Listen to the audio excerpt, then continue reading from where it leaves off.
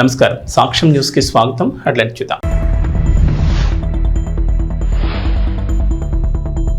ఈ నెలలో మరోసారి ఏపీ అసెంబ్లీ సమావేశాలు 5 రోజుల పాటు సభను నిర్వహించాలని నిర్ణయం.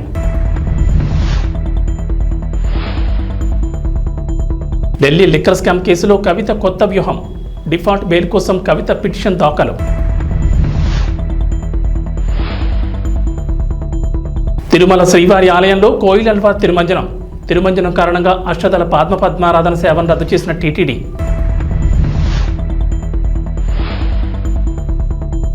తెలంగాణకు రెయిన్ అలర్ట్. 13 జిల్లాల్లో భారీ వర్షాలు. ఆంధ్రప్రదేశ్ అసెంబ్లీ సమావేశాలకు ప్రభుత్వం కసరత్తు చేస్తోంది. ఈ నెల 22 నుంచి సమావేశాలు ప్రారంభమయ్యే అవకాశం ఉంది. 5 రోజుల పాటు సభను నిర్వహించాలని భావిస్తున్నారు. తొలి రోజు ఉభయ సభలను ఉద్దేశించి గవర్నర్ జస్టిస్ అబ్దుల్ నజీర్ ప్రసంగిస్తారు. అనంతరం గవర్నర్ ప్రసంగంపై చర్చ, ధన్యవాద తీర్మానాన్ని ప్రవేశపెట్టనున్నారు.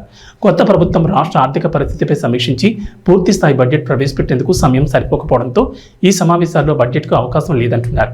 ఆంధ్రప్రదేశ్ ఎన్నికల ముందు గత ప్రభుత్వం 4 నెలలకు ప్రవేశపెట్టిన ఓట్ ఆన్ అకౌంట్ బడ్జెట్ ఈ నెల 31తో ముగియనుంది. ఆంధ్రప్రదేశ్ ప్రభుత్వం కొత్త పథకాల అమలుపై ఫోకస్ పెట్టింది. ఇది ఓ కొలిక్కి తీసుకొచ్చిన తర్వాతే బడ్జెట్పై స్పష్టత ఇవ్వాలని భావిస్తోంది. మరో 3 నెలలకు తాత్కాలిక బడ్జెట్ కోసం ఆర్డినెన్స్ తీసుకొచ్చే అవకాశం ఉందని చెబుతున్నారు. ఆర్థికంగా వెసులుబాటు, వివిధ శాఖల్లోని ఆర్థిక పరిస్థితిపై స్పష్టత వచ్చిన తర్వాత సెప్టెంబర్ నాటికి పూర్తి స్థాయి బడ్జెట్ను ప్రవేశపెట్టే ఆలోచనలో ఉన్నట్లు సమాచారం. ఈ ఆర్డినెన్స్కు సంబంధించిన ప్రతిపాదనపై సీఎం ఆమోదం కోసం ఆర్థిక శాఖ ఎదురుచూస్తోంది. దేశంలో సంచలనంగా మారిన ఢిల్లీ లిక్కర్ స్కామ్ కేసులో అరెస్ట్ అయిన బీఆర్ఎస్ ఎమ్మెల్యే కల్వకుంట్ల కవిత తీహార్ జైల్లో జ్యుడిషియల్ ఖైదీగా ఉన్న విషయం తెలిసిందే. ఈ కేసులో కవితకు న్యాయస్థానం జ్యుడిషియల్ కస్టడీని పొడిగిస్తూ వస్తున్న విషయం తెలిసిందే. సుమారు 120 రోజులుగా ఖైదీగా ఉంటున్న కవితకు బెయిల్ దొరకడం కష్టతరంగా మారింది. అటు రౌజ్ ఎవెన్యూ కోర్టు కవిత బెయిల్ పిటిషన్ తిరస్కరించగా ఢిల్లీ హైకోర్టును కూడా ఆశ్రయించారు. అక్కడ కూడా ఆమెకు నిరాశ ఎదురైంది. ఈడీ, సిబిఐ 2 కేసుల్లోనూ బెయిల్ ఇచ్చేందుకు ఢిల్లీ హైకోర్టు నిరాకరించింది. అయితే ఈ కేసులో బెయిల్ పొందేందుకు కవిత మరో కొత్త వ్యూహాన్ని ఎంచుకున్నట్లు తెలుస్తోంది. బెయిల్ కోసం ఎన్ని ప్రయత్నాలు చేసినా బ్యాడ్ లక్ కంటిన్యూ అవుతూ వస్తున్న నేపథ్యంలో డిఫాల్ట్ బెయిల్ కోసం కవిత పిటిషన్ దాఖలు చేశారు. ఇప్పటి వరకు తాత్కాలిక బెయిల్ కోసం కవిత తరపు న్యాయవాదులు చేసిన ప్రయత్నాలేవి ఫలించకపోవడం గమనార్హం. న్యాయస్థానాలు ఆ బెయిల్ పిటిషన్లను తిరస్కరిస్తూ వస్తున్న నేపథ్యంలో తాజాగా డిఫాల్ట్ బెయిల్ కోసం కవిత న్యాయస్థానాన్ని ఆశ్రయించింది. అయితే నిర్ణీత వ్యవధిలోగా సిబిఐ తన దర్యాప్తును పూర్తి చేయలేకపోవడంతో తమ కవితకు బెయిల్ ఇవ్వాలంటూ ఆమె తరపు న్యాయవాదులు కోర్టులో పిటిషన్ దాఖలు చేశారు. తిరుమల శ్రీవారి ఆలయంలో కోయిలల్వా తిరుమంజనం నిర్వహించారు. జూలై 16వ తేదీ సాలకట్ల ఆనివార ఆస్థానం పర్వదినాన్ని పురస్కరించుకుని ఇవాళ ఆలయ శుద్ధి చేపట్టారు. శ్రీవారి ఆలయంలోని ఆనంద నిలయం మొదలుకొని బంగారు వాకిలి వరకు శ్రీవారి ఆలయం లోపల ఉపదేవాలయాలు, ఆలయ ప్రాంగణం, పోటు, గోడలు, పైకప్పు, పూజా సామగ్రి తదితర వస్తువులను నీటితో శుభ్రం చేశారు. అలాగే స్వామివారి మూల విరాట్ను పట్టు వస్త్రంతో పూర్తిగా కప్పి ఉంచి శుద్ధి అనంతరం నామకోపు, శ్రీచూర్ణం, కస్తూరి పసుపు, పచ్చాకు, గడ్డ కర్పూరం, గంధం పొడి, కుంకుమ, కిచిలిగడ్డ తదితర సుగంధ ద్రవ్యాలు కలగలిపిన పవిత్ర పరిమళ జలాన్ని ఆలయమంతటా ప్రోక్షణ చేశారు. అనంతరం శ్రీవారి మూల విరాటుకు కప్పిన పట్టు వస్త్రాన్ని తొలగించి ప్రత్యేక పూజ, నైవేద్యం కార్యక్రమాలను అర్చకులు శాస్త్రోక్తంగా నిర్వహించారు. అనంతరం భక్తులకు సర్వదర్శనం ప్రారంభించారు. కోయిలల్వా తిరుమంజనం కారణంగా అష్టదళ పద్మారాధన సేవను టీటీడీ రద్దు చేసిన సంగతి తెలిసిందే. ఏడాదిలో 4 సార్లు కోయిలల్వా తిరుమంజనం నిర్వహించడం ఆనవాయితీగా వస్తోంది. ఉగాది, ఆదివారం ఆస్థానం, బ్రహ్మోత్సవాలు, వైకుంఠ ఏకాదశి పర్వదినాల ముందు వచ్చే మంగళవారం కోయిలల్వా తిరుమంజనం నిర్వహించడం ఆనవాయితీగా వస్తోంది. విశాఖ వాసులకు చంద్రబాబు ప్రభుత్వం గుడ్ న్యూస్ చెప్పింది. విశాఖ రీజియన్కు ఆర్టీసీ కొత్తగా 33 సూపర్ లగ్జరీ సర్వీసులు రాబోతున్నాయి. ఈ నెలాఖరు నాటికి దఫదఫాలుగా ఈ బస్సులు విశాఖకు వస్తాయి. రాష్ట్రంలో కొత్త ప్రభుత్వం అధికారంలోకి వచ్చిన తర్వాత కొత్త బస్సులను రాష్ట్ర వ్యాప్తంగా ఆయా డిపోలకు కేటాయిస్తున్నారు. ప్రస్తుతం కాలం చెల్లిన బస్సులు ఎక్కువగా ఉన్నాయి. అందుకే వాటి స్థానంలో కొత్త బస్సులను తీసుకొస్తున్నారు. ఇప్పటి వరకు ఒక అల్ట్రా డీలక్స్, 11 సూపర్ లగ్జరీ సర్వీసులు వచ్చాయి. మరో 33 సూపర్ లగ్జరీ సర్వీసులు రావాల్సిండగా ఈ వారంలో 4 బస్సులు వస్తాయని, మిగిలిన బస్సులు ఈ నెలాఖరులోగా వస్తాయంటున్నారు అధికారులు. విశాఖ రీజియన్కు వస్తున్న కొత్త బస్సులను అంతర్రాష్ట్ర, అంతర్జిల్లా సర్వీసులుగా నడపాలని ఆర్టీసీ అధికారులు నిర్ణయం తీసుకున్నారు. హైదరాబాద్, బెంగళూరు, భువనేశ్వర్, కోరాపుట్, రాజమండ్రి, కాకినాడ, భీమవరం, విజయవాడ, తిరుపతి, కడప, శ్రీశైలం, శ్రీకాకుళం, పలాస, పర్లాకిమిడి, ఖమ్మం, నల్గొండ, భద్రాచలం వంటి ప్రాంతాలకు ఈ ఆర్టీసీ బస్సుల్ని నడపనున్నారు. ఈ రూట్లలో ప్రస్తుతం సేవలందిస్తున్న బస్సులో కాలం చెల్లినవి, పాతబడిన వాటిని తొలగించి కొత్త బస్సుల్ని నడపనున్నారు. ఈ తొలగించిన పాత బస్సులను రిపీట్ చేసి ఆధునీకరించనుంది ఆర్టీసీ. సిటీలో తిరుగుతున్న కాలం చెల్లిన బస్సులను తొలగించి వాటి స్థానంలో ఈ ఆధునీకరించిన బస్సుల్ని నడుపుతారు. ఆంధ్రప్రదేశ్లో రేషన్ కార్డులు ఉన్న వారికి శుభవార్త చెప్పింది ప్రభుత్వం. అన్ని రైతు బజార్లలో తక్కువ ధరలకే సరుకులను అందజేయనున్నారు. ప్రభుత్వం తక్కువ ధరకే సరుకులను అందజేయనున్నట్లు పౌర సరఫరాల శాఖ మంత్రి నాదెండ్ల మనోహర్ తెలిపారు. విజయవాడలోని పౌర సరఫరాల శాఖ కమిషనరేట్లో టోకు వర్తకులు, రైస్ మిల్లర్లు, సరఫరాదారులతో మంత్రి మనోహర్ నిత్యావసర ధరల పెరుగుదలపై సమావేశం నిర్వహించారు.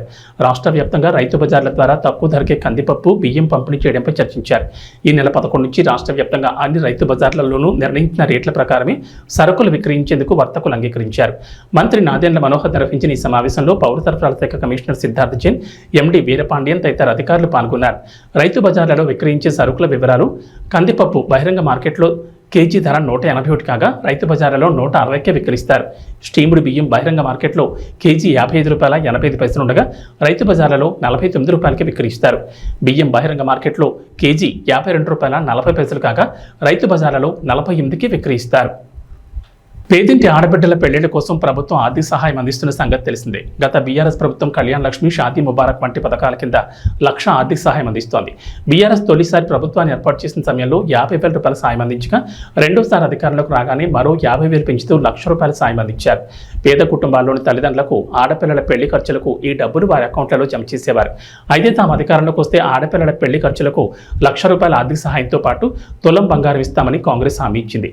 ఆ తర్వాత జరిగిన ఎన్నికల్లో కాంగ్రెస్ అధికారంలోకి రాగా ఇప్పటి వరకు ఈ పథకం అమలు కాలేదు. చాలా మంది పేదింటి ఆడపిల్లల తల్లిదండ్రులు కాంగ్రెస్ అమలు చేయనున్న కొత్త పథకం కోసం ఎదురు చూస్తున్నారు. ఈ నేపథ్యంలో కాంగ్రెస్ పరిగి ఎమ్మెల్యే రామ్మోహన్ రెడ్డి కీలక కామెంట్ చేశారు. ఎన్నికల్లో కాంగ్రెస్ పార్టీ ఇచ్చిన హామీలను అమలు చేసేందుకు రేవంత్ ప్రభుత్వం కృతనిశ్చయంతో పనిచేస్తుందని చెప్పారు. తెలంగాణలో కొత్త పెన్షన్ల కోసం అర్హులు ఎదురు చూస్తున్నారు. ఈ నేపథ్యంలో రాష్ట్ర పంచాయతీరాజ్ గ్రామీణాభివృద్ధి శాఖ మంత్రి సీతక్క వారికి గుడ్ న్యూస్ చెప్పారు. రాష్ట్రంలో కొత్త సామాజిక పింఛన్ల మంజూరు కోసం అర్హుల జాబితాను తక్షణమే సిద్ధం చేయాలని అధికారులకు కీలక ఆదేశాలు జారీ చేశారు. గత ప్రభుత్వ హయాంలో పెండింగ్లో ఉన్న పెన్షన్లతో పాటు కాంగ్రెస్ అధికారంలోకి వచ్చిన తర్వాత ప్రజాపాలన కార్యక్రమంలో వచ్చిన దరఖాస్తుల ఆధారంగా నివేదిక సమర్పించాలని సూచించారు. ఎన్నికల సమయంలో హామీ ఇచ్చినట్లు చేయూత పథకం కింద పింఛన్ల మొత్తాన్ని తమ ప్రభుత్వం పెంచనుందని చెప్పారు. తెలంగాణలో ప్రస్తుతం వృద్ధులు, వితంతువులు, ఒంటరి మహిళలు, వికలాంగులు, గీత కార్మికులు, బీడీ కార్మికులు, స్టోన్ కట్టర్లు, చేనేత, ఫైలేరియా రోగులు, డయాలసిస్ రోగులు, ఎయిడ్స్ రోగులకు పెన్షన్ ఇస్తున్నారు. ఆసరా పింఛన్ ₹2,016, దివ్యాంగ పింఛన్ ₹3,016గా ఇస్తున్నారు. అయితే ఈ మొత్తాన్ని చేయూత పథకం కింద వికలాంగులకు 6,000, మిగిలిన వారికి నెలకు 4,000 అందించేందుకు ప్రభుత్వం సిద్ధమైంది. ఈ మేరకు మంత్రి సీతక్క అధికారులకు కీలక ఆదేశాలు జారీ చేశారు. మరికొన్ని రోజుల్లో వినాయక చవితి పండుగ రానున్న నేపథ్యంలో వేడుకల్ని పర్యావరణ రహితంగా చేసుకోవాలని, మట్టి వినాయకుడిని పూజించేలా ప్రజలకు అవగాహన కల్పించాలని అధికారులకు డిప్యూటీ సీఎం పవన్ కళ్యాణ్ ఆదేశించారు. దేవాలయాల్లో తాటి బుట్టలతో ప్రసాదం ఈ విధంగా ఇది తిరుమలలో జరగాలని ఒక ఆలోచనతో రావడం జరిగింది. ముందుగా పిఠాపురం నియోజకవర్గంలో దీన్ని ఇంప్లిమెంట్ చేద్దాం అని ఆయన చెప్పడం జరిగింది. తిరుమలలో స్వామివారికి ఇస్తున్న నైవేద్యాలు ఇవన్నీ కూడా గోవింద భోగు దీని పేరు. తిరుమలలో ఏదైతే జరుగుతుందో అది కూడా ఇక్కడ నియోజకవర్గంలో ఇంప్లిమెంట్ చేద్దామన్నారు. అలాగే ఇక్కడ చూస్తున్న ఈ మట్టి వినాయకుడు ఈ ప్రభుత్వం రాగానే మొదటి పండుగ 100 విగ్రహాలని అక్కడున్న యువకులకి ఎకో కాంటెస్ట్ అనేవి పెట్టి భక్తి శ్రద్ధలతో నిమజ్జనం చేస్తే పర్యావరణ రహితంగా ఇంతవరకు భారతదేశంలో ఎక్కడ అలా జరగలేదు. ఇది చేతి సంచితో బజారుకి వెళదాం. ఒకప్పుడు 40 ఏళ్ల క్రితం ఇలా అలవాటు ఉండేది. పిఠాపురం అనే పేరుతోనే ఈ వస్తువులన్నీ మనం తయారు చేసామనుకోండి, స్థానికంగా వాళ్ళకి ఒక ఆదాయం వస్తుంది. రెండోది అదొక మోడల్గా నిలబడుతుంది. ఈ అవకాశం ఇచ్చిన పవన్ కళ్యాణ్ గారికి మనస్ఫూర్తిగా అభినందనలు, ధన్యవాదములు. భారీగా కురుస్తున్న వర్షాలకు దేశవ్యాప్తంగా ఉన్న పలు జలపాతాలు పరవళ్లు తొక్కుతున్నాయి. ఎగువ ప్రాంతాల్లో వర్షాలు కురుస్తుండటంతో కర్ణాటకలోని షిమోగా జిల్లాలో శరావతి నదిపైనున్న జోగ్ ఫాల్స్ ఉరకలెత్తుతోంది. దీనికి సంబంధించిన తాజా వీడియో వైరల్ అవుతోంది. చుట్టూ పచ్చదనం, ఎత్తైన కొండలపై నుంచి వరద నీరు పొంగి ఊరుతున్న దృశ్యం చూపర్లను ఆకట్టుకుంటోంది. ఇది ఇండియాలోని ఎత్తైన జలపాతాల్లో జోగ్ వాటర్ ఫాల్స్ ఒకటి.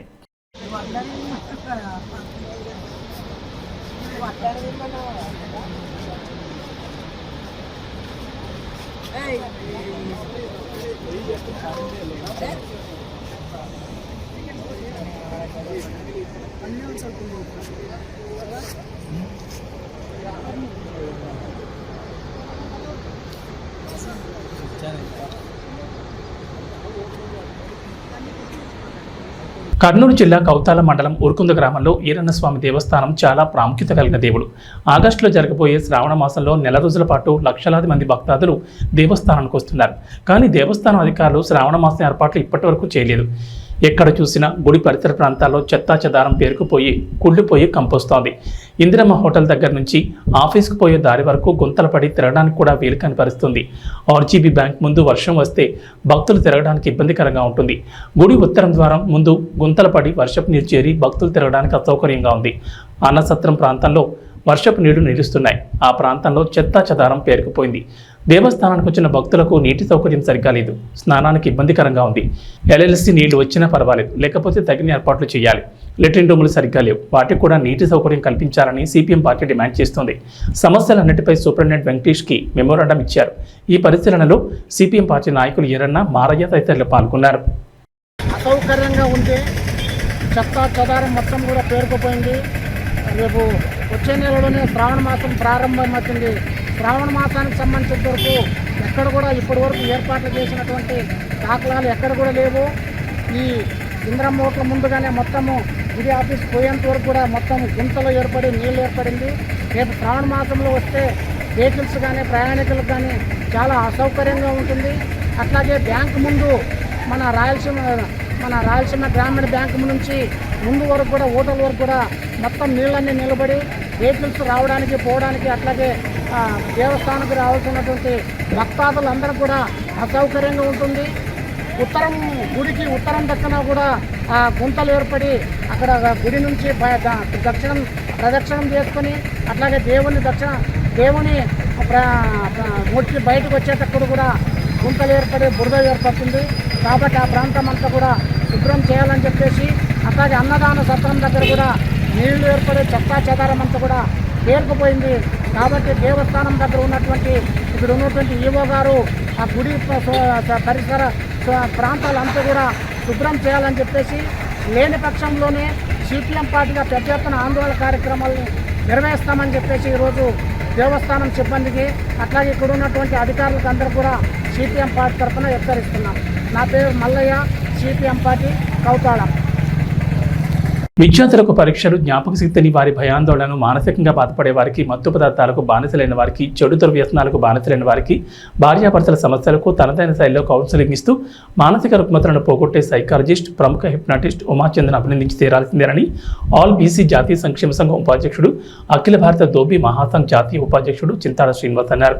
ఈ మేరకు భీమవరం కోడవెల్లి రోడ్లో చింతాడ శ్రీనివాస్ కార్యాలయంలో ప్రముఖ హిప్నాటిస్ట్ ఉమాచంద్కు గౌరవ సత్కారం అందించారు. ఈ సందర్భంగా చింతాడ శ్రీనివాస్ మాట్లాడుతూ గత 3 దశాబ్దాలకు పైగా అనేక వేదికలపై హిప్నాటిజం ప్రోగ్రాంలు చేస్తూ ప్రముఖుల ప్రశంసలు అందుకోవడమే కాకుండా మద్యం, మత్తు పదార్థాలకు బానిసలైన అనేక మంది హిప్నాటిజం ద్వారా కౌన్సిలింగ్ అందించి మామూలు వ్యక్తులు చేసిన ఘనత ఉమాచంద్కే దక్కుతుందని, వారి సేవలను గుర్తించి వారికి గౌరవ సత్కారం అందించామని అన్నారు. ఈ సందర్భంగా ఉమాచంద్ మాట్లాడుతూ మానవతా ధర్మంగా ఇటువంటి సేవలు చేయడం భగవంతుడిచ్చిన వరంగా భావిస్తున్నారన్నారు. హైదరాబాద్లోనే కాకుండా భీమవరంలో కూడా కొద్ది రోజుల్లో మానసిక సమస్యలపై కౌన్సిలింగ్ సెంటర్ను కార్యాలయాన్ని ప్రారంభిస్తామని తెలిపారు. తాను అందుకున్న గౌరవ సత్కారం తనకు మరింత బాధ్యతలు పెంచుతుందని, మీ అందరి ఆశీస్సులే నాకు కొండంత అండని అన్నారు. ఈ కార్యక్రమంలో చింతాడ ప్రసన్న కుమార్, కృష్ణ తదితరులు పాల్గొన్నారు. మన భీమవరం పట్టణానికి విచ్చేసిన సైకాలజిస్ట్ శ్రీ ఉమాచంద్ర గారికి మన భీమవరం పట్టణం ఇచ్చేశారు.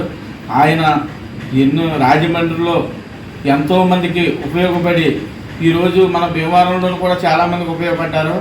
అలాగే ఎవరైనా కొన్ని ఇబ్బందులు ఉన్నా, మత్తు పానీయాలకు అలవాటు పడినా, లేకపోతే మానసికంగా ఉన్నా అటువంటి వారికి ఆయన ఎన్నో సైకాలజిస్ట్ ద్వారా సేవలు అందించి చాలా ప్రజలు మనవులు పొందినారు. అలాగే ఆయన ఇలాగ ఎన్నో సేవలు చేయాలని, అలాగే మన ఎక్కువగా మత్తు పానీయాలకు అలవాటు పడుతున్నారు. అలాగే మానసికంగా, అలాగే కుటుంబంలో కొద్ది కలహాలు ఉన్నా సరే ఆయన ఇటువంటి సేవలు చేస్తున్నారు. ఆయనకి మా బీసీ సంఘాల తరఫున, అలాగే రజకు సంఘాల తరఫున ప్రత్యేక కృతజ్ఞతలు తెలుపుకుంటున్నాం. అలాగే మన భీమవరం పట్టణానికి వచ్చినందుకు ఉమాచంద్ర గారికి ప్రత్యేక అభినందనలు తెలుపుతున్నాం.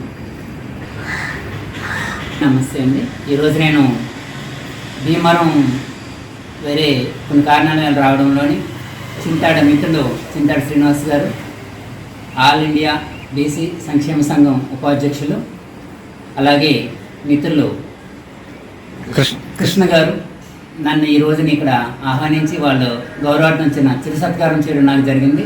ఈ రోజున భీమవరంలో వీరి ద్వారా ఈ సంఘం తరపుని నాకు ఈ యొక్క చిరు సత్కారం జరగడానికి చాలా చాలా హ్యాపీగా ఉన్నాను. నా ద్వారా వీరి సంఘానికి ఎలాంటి సహాయ సహకారాలు కావాలని నేను అందిస్తానని మీ అందరికీ తెలియజేస్తాను. త్వరలో ఇప్పటి వరకు నేను భీమవరంలో 20 సంవత్సరాల నుంచి నాకు భీమవరంతో అనుబంధం ఉంది. ఈ భీమవరం నుంచి కూడా నాకు చాలా మానసిక సమస్యలకు సంబంధించి student problems, family guidance, suicide attempt కేసులు, బ్యాడ్ హ్యాబిట్స్ ఇలాంటి అనేక రకాలైనటువంటి ప్రాబ్లమ్స్కి నేను ఫ్యామిలీ కౌన్సిలింగ్, స్టూడెంట్ కౌన్సిలింగ్ ఇలా అనేక రకాలైనటువంటి ప్రాసెస్ల ద్వారా వాళ్ళ జీవితాల్లో మంచి మార్పు తీసుకురావడం జరిగింది. అలాగే త్వరలో రాబోయే ప్రకాశం జిల్లా కంభం మండలం నర్సిరెడ్డిపల్లి గ్రామ దళితుల శ్మశానం కోసం 3 ఎకరాల 75 సెంట్ల భూమిని ప్రభుత్వం ఏర్పాటు చేస్తుండగా కేవలం 10 సెంట్లు వదిలి మిగతా 3 ఎకరాల 60 సెంట్లు స్థలం కొందరు అగ్రకులానికి చెందిన బీసీలు ఆక్రమించి భూమిని దున్ని పంటను వేసుకుని అక్రమంగా ప్రవర్తిస్తున్నారు. ఇదేంటని అడిగితే అమానుషంగా మాట్లాడుతూ గొడవలు చేస్తున్నారు. అధికారులు నాయకుల అండదండలతో అణచివేస్తూ పక్షపాతం చూపిస్తున్నారు. ఇప్పటికైనా సంబంధించిన అధికారులు నాయకులు కలవ చేసుకుని దళితులైన మాకు న్యాయం చేయాల్సిందిగా గ్రామ ఎస్సీ కాలనీ వాసులు కోరుతున్నారు. నమస్కారం సార్, నా పేరు రమణ, మాది నర్సిరెడ్డిపల్లి గ్రామం, ఖమ్మం మండలం, ప్రకాశం జిల్లా. సార్ మేము ఎస్సీ కాలనీ వాసులము. మాకు ఇక్కడ శ్మశానానికి స్థలమే లేకుండా చేసిండ్రు. మా స్థలం వచ్చేసి 3 ఎకరాల 75 సెంట్లు మొత్తము. కాకపోతే వీళ్ళు రైతులు మొత్తం ఆక్రమించేసిండ్రు. మేము దళితులమని చెప్పేసి మేమేం చేయలేమని చెప్పేసి మేము అడిగితే మా మీద దాడి చేయడానికి ఎదురు తిరుగుతా చేస్తున్నారు. మొత్తం 3 ఎకరాల 75 సెంట్లకు గాను కనీసం మాకు ఇప్పుడు 10 సెంట్లు కూడా లేదు సార్. 10 సెంట్లకు కూడా ఇవన్నీ కంపల్సరీ సార్. ఎవరన్నా చనిపోయినా కూడా పెట్టుకునే పరిస్థితులు మేము లేము సార్. కేవలం ఈ యొక్క సమాధి ఉండడం వల్ల ఈ 10 సెంట్లైనా మాకు మిగిలించారు. లేకపోతే అసలు మాకు శ్మశానమే లేదు సార్. ఎవరన్నా గ్రామంలో అడిగినా కూడా మీరు దళితులు అని చెప్పేసి మమ్మల్ని హీనంగా చూస్తున్నారు సార్. దయచేసి మా ఎందుకు దయ చూపించి మాకు శ్మశానానికి మా స్థలమే సార్ 3 ఎకరాల 75 సెంట్లు మొత్తం మా స్థలం మాకు ఇప్పించవలసిందిగా ప్రార్థిస్తున్నాం సార్. సార్ మా అందు మీరు దయ ఉంచి పక్షపాతము వివక్షత లేకుండా మాకు కూడా మీరు ఎమ్మెల్యే గారు కాబట్టి మా అందు దయ ఉంచి మా శ్మశానం స్థలం మీరు మాకు ఇప్పించవలసిందిగా కోరుచున్నాం సార్. కనీసం మా పరిస్థితి ఎంత హీనంగా ఉందంటే ఎవరైనా చనిపోతే కూడా మేము ధైర్యంగా వచ్చి మా స్థలంలో మేము పెట్టుకునే పరిస్థితుల్లో లేము సార్. మీరే ఆలోచన చేయండి సార్. దయచేసి మా అందు దయ ఉంచి మాకు ఈ స్థలం మా స్థలం మాకు ఇప్పించవలసిందిగా కోరుచున్నాను. ప్రశాంత్ వర్మ ఇప్పుడు ఎంతో బిజీగా ఉన్నారో ప్రత్యేకంగా చెప్పాల్సిన పని లేదు. ప్రశాంత్ వర్మ సినిమాటిక్ యూనివర్సల్ భాగంగా చాలా సినిమాలు రాబోతున్నాయి. ఎంతో మంది సూపర్ హీరోల సినిమాలు రెడీ అవుతున్నాయి. ఈ క్రమంలో ప్రశాంత్ వర్మ టీంలోని ఎంతో మంది దర్శకులు అండ్ టాలెంట్ టెక్నీషియన్స్ పలు ప్రాజెక్టులను హ్యాండిల్ చేస్తూ బిజీగా ఉన్నారు. ప్రశాంత్ వర్మ అయితే ముఖ్యంగా జై హనుమాన్ మూవీ మీద ఫోకస్ పెట్టాడు. అదే టైంలో రణ్వీర్ సింగ్తో ఓ సినిమాను ప్లాన్ చేస్తాడన్న సంగతి తెలిసిందే. గత కొన్ని రోజులుగా రణ్వీర్ సింగ్ ప్రశాంత్ వర్మ సినిమా మీద డైలమా కనిపించింది. ఈ ప్రాజెక్ట్ మధ్యలోనే ఆగిపోయిందనే రూమర్లు వినిపించాయి. కానీ ఇంతవరకు ఈ ప్రాజెక్ట్ గురించి ఎలాంటి అధికారిక సమాచారం అయితే రాలేదు. అసలు ఈ సినిమా ఉందని కానీ లేదని కానీ ఎవ్వరూ చెప్పలేదు. కానీ తాజాగా ప్రశాంత్ వర్మ వేసిన ఓ ట్వీట్ చూస్తే రకరకాల అనుమానాలు పుట్టుకొచ్చేలా ఉన్నాయి. తాజాగా ప్రశాంత్ వర్మ తిరస్కరణ గురించి ఓ ట్వీట్ వేశాడు. ఆ ట్వీట్ని గమనిస్తుంటే తన సినిమాను కథను ఎవరో రిజెక్ట్ చేసినట్లుగా కనిపిస్తోంది. ఎన్ని రిజెక్షన్స్ ఎదురైతే అంత మంచిది అన్నట్లుగా ప్రశాంత్ వర్మ వేసిన ట్వీట్ ఇప్పుడు చర్చనీయాంశంగా మారింది. నీ కథను ఎవరు రిజెక్ట్ చేశారన్నా, అయినా ఆ బాలీవుడ్ స్టార్లతో ఎందుకు తీస్తున్నావన్నా, మన వాళ్ళతోనే సినిమా తీయొచ్చు కదా అని సలహాలు ఇస్తున్నారు. ఈ ట్వీట్ రణ్వీర్ సింగ్ కోసమే చేశావా అని అంతా కామెంట్లు చేస్తున్నారు. జై హనుమాన్ సినిమాలో ఆంజనేయుడిగా రామ్ చరణ్ లేదా చిరంజీవి అయితే బాగుంటుందని నిర్మాత నిరంజన్ రెడ్డి భార్య మాట్లాడిన ఆడియో ఎంతగానో వైరల్ అయింది. మరి హనుమంతుడిగా జై హనుమాన్ సినిమాలో ఏ స్టార్ హీరో నటిస్తాడో వేచి చూడాల్సిందే. T20 వరల్డ్ కప్ 2024ను ముద్దాడడంతో 11 ఏళ్ల తర్వాత టీమిండియా తిరిగి ఐసీసీ టైటిల్ను గెలుచుకుంది. 2013లో ఛాంపియన్స్ ట్రోఫీ విజయం తర్వాత తిరిగి మరోసారి ఐసీసీ టైటిల్ను దక్కించుకుంది. ఉత్కంఠభరితంగా సాగిన ఫైనల్ మ్యాచ్లో పటిష్టమైన దక్షిణాఫ్రికా జట్టును మట్టి కరిపించి T20 వరల్డ్ కప్ 2024ను సొంతం చేసుకుంది. దీంతో 14 ఏళ్ల సుదీర్ఘ విరామం తర్వాత రెండోసారి T20 వరల్డ్ కప్ను భారత్ గెలుచుకుంది. ఈ క్రమంలో రోహిత్ సేనకు బీసీసీఐ భారీ నజరానా ప్రకటించింది. ఆటగాళ్లు, కోచింగ్ సిబ్బంది, సహాయక సిబ్బంది, రిజర్వ్ ఆటగాళ్లు, సెలెక్టర్లు మొత్తం 42 మంది కలిపి ఏకంగా 125 కోట్ల ప్రైజ్మనీ ప్రకటించింది. దీంతో జట్టులోని ఆటగాళ్లు, హెడ్ కోచ్ రాహుల్ ద్రావిడ్లకు ఒక్కొక్కరికి 5 కోట్ల చొప్పున, మిగతా సిబ్బంది, రిజర్వ్ ఆటగాళ్లకు కూడా గణనీయ సంఖ్యలోనే నగదును పంపిణీ చేశారు. రిజర్వ్ ఆటగాళ్లకు 2.5 కోట్లు, కోచింగ్ సిబ్బందికి 1 కోటి చొప్పున, బ్యాక్ రూమ్ సిబ్బంది, వైద్యులు, త్రోడౌన్ నిపుణులకు 2 కోట్ల చొప్పున, సెలెక్టర్లకు ఒక్కొక్కరికి 1 కోటి చొప్పున అందజేసింది. మరి ఇప్పుడంటే పెద్ద మొత్తంలో నగదు బహుమతిని అందించారు. కానీ 2007లో ఎంఎస్ ధోని నాయకత్వంలోని భారత జట్టు తొలి T20 వరల్డ్ కప్ గెలిచినప్పుడు, 2013లో ఐసీసీ ఛాంపియన్స్ ట్రోఫీ, 2011లో వన్డే వరల్డ్ కప్లను గెలిచిన సమయంలో బీసీసీఐ తక్కువ మొత్తంలో ప్రైజ్ మనీని ప్రకటించింది. తెలంగాణ ప్రజలకు హైదరాబాద్ వాతావరణ కేంద్రం అధికారులు చల్లని కబురు చెప్పారు. ఇవాళ రాష్ట్రంలో విస్తారంగా వర్షాలు కురుస్తాయంటున్నారు. నైరుతి రుతుపవనాల తోడు ద్రోణి ప్రభావంతో తెలంగాణ వ్యాప్తంగా వర్షాలకు ఛాన్స్ ఉందని చెప్పారు. నేడు వికారాబాద్, సంగారెడ్డి, మెదక్, వరంగల్, హనుమకొండ, నిజామాబాద్, కామారెడ్డి, నాగర్ కర్నూల్, మహబూబ్ నగర్, జయశంకర్, భూపాలపల్లి, ములుగు, భద్రాద్రి, ఖమ్మం జిల్లాల్లో భారీ వర్షాలు కురుస్తాయన్నారు. ఈ మేరకు ఆయా జిల్లాలకు వాతావరణ శాఖ అధికారులు ఎల్లో అలర్ట్ జారీ చేశారు. హైదరాబాద్లో ఉదయం వాతావరణం పొడిగా ఉంటుందని చెప్పారు. సాయంత్రానికి నగరంలో జల్లులు పడే అవకాశం ఉందని వెల్లడించారు. భారీ వర్షాలతో తోడు భారీ స్థాయిలో బలమైన ఈదురుగాలులు వీస్తాయన్నారు. గంటకు దాదాపుగా 30 నుంచి 45 కిలోమీటర్ల వేగంతో ఈదురుగాలులు వీస్తాయని చెప్పారు. గాలులతో పాటు ఉరుములు, మెరుపులతో కూడిన వర్షాలు కురుస్తాయన్నారు. కొన్ని చోట్ల పిడుగులు పడే అవకాశం ఉందన్నారు. ఈ నేపథ్యంలో ప్రజలు అప్రమత్తంగా ఉండాలని సూచించారు. అవసరమైతేనే బయటకు వెళ్లాలని, చెట్ల కింద ఉండకూడదని హెచ్చరించారు. పొలం పనులు చేసుకునే వారు కూడా జాగ్రత్తగా ఉండాలని చెప్తున్నారు. ఏబీ బులెటిన్ విశేషాలు. నమస్కారం.